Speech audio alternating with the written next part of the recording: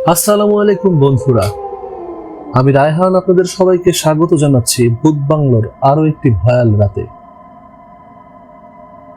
আজকে আমাদের কাছে যে ঘটনাটি এসেছে সেটি পাঠিয়েছেন সানজিদা রহমান। ঘটনাটি পুরো সত্য ঘটনা অবলম্বনে এবং এতটাই ভৌতিক যে আপনার শরীর দিয়ে ঠান্ডা স্রোত বইবে।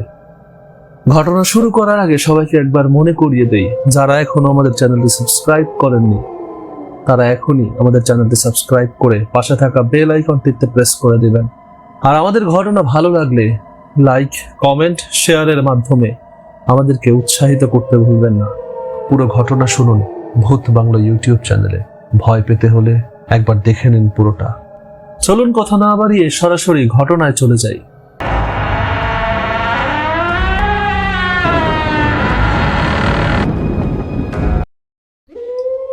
সানজিদা রহমান যেভাবে ঘটনাটি লিখেছেন আমি সেভাবেই পড়ছি। আসসালামু আলাইকুম রায়হান ভাই। আমাদের ধর্ম রাশি বিশ্বাস করে না, আর আমরা তখনও রাশি বা জ্যোতিষ এসব তেমন কিছুই বুঝতাম না। শুধু শুনতাম আমার এক খালামণির নাকি তুলা রাশি ছিল, আর সেই কারণেই নাকি ওনার সাথে বারবার অদ্ভুত ভয়ঙ্কর ঘটনা ঘটত। কখনো কখনো নাকি তিনি জিন পর্যন্ত দেখতে পেতেন। 2013 সালের গ্রীষ্মকাল ছিল অত্যন্ত গরম এবং আমাদের গ্রামে অনেক লোডশেডিংও ছিল।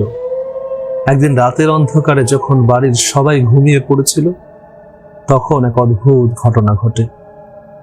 আমার খালামণি, যিনি গ্রামে একা থাকতেন, রাত 10টার দিকে তার ঘরের জানালার দিকে তাকিয়ে দেখলেন একটি কালো বেড়াল।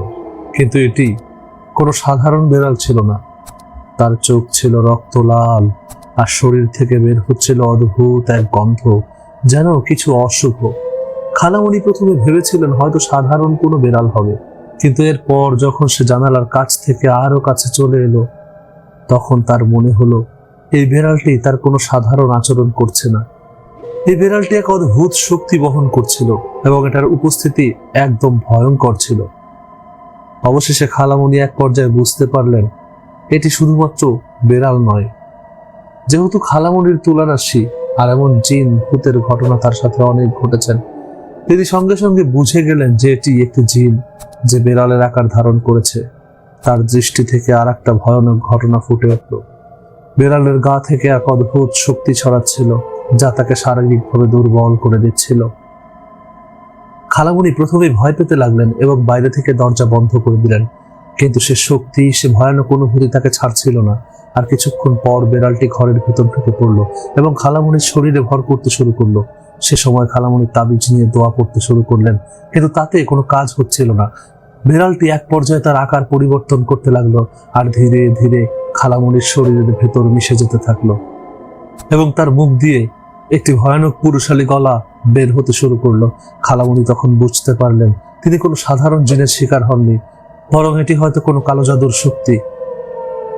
ঘর হঠাৎ করে অন্ধকার। খালামণি নিজেকে আর নিয়ন্ত্রণ করতে পারছিলেন না। তার পুরো শরীরে কাঁপছিল এবং সেই ভীতিকর শক্তি তাকে আরো জোরে চেপে ধরছিল। কিছুক্ষণ পর খালামণি জানালেন তার মনে হচ্ছিল শরীরের ভেতর থেকে কিছু একটা বের হয়ে আসছে আর তার চারপাশে এক অদ্ভুত অন্ধকার ঘনীভূত হচ্ছিল। এমন সময় আমাদের গ্রামের একজন হুজুর ছিলেন, যিনি এমন ঘটনাগুলোর মোকাবেলা জানতেন। তাকে খবর দেওয়া হলো। তিনি দ্রুত বাড়িতে এসে পৌঁছালেন। হুজুর এসে সকল দোয়া ও তাবিজ দিয়ে সেই জিনটির বিরুদ্ধে লড়াই শুরু করেন। দোয়া পড়তে পড়তে হুজুর যখন শক্তি বাড়িয়ে দিচ্ছিলেন, তখন শোনা গেল এক বিশাল চিৎকার। এরপর সেই কালো জিনটি খালামণির শরীর থেকে বের হয়ে মাটির মধ্যে অদৃশ্য হয়ে গেল। হুজুরের দোয়া শেষে শান্তি ফিরে এলো।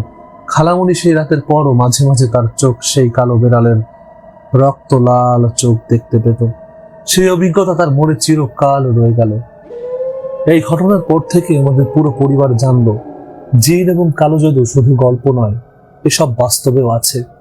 আজও সেই রাতের স্মৃতি খালামণির চোখে ভাসে, আর আমরা সবাই সতর্ক হয়ে চলি।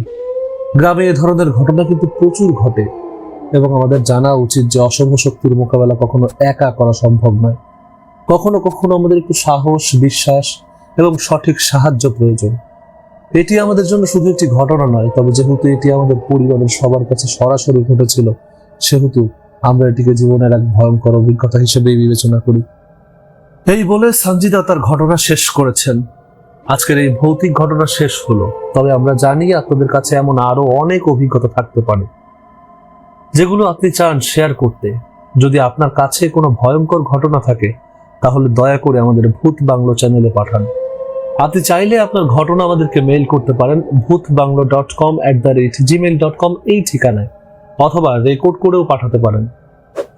আর হ্যাঁ, আমাদের চ্যানেল সাবস্ক্রাইব করতে ভুলবেন না, যাতে আমরা আরো ভয়ঙ্কর এবং সত্য ঘটনা আপনাদের সামনে আনতে পারি। ধন্যবাদ, সবাই সাবধানে থাকবেন। আল্লাহ হাফেজ।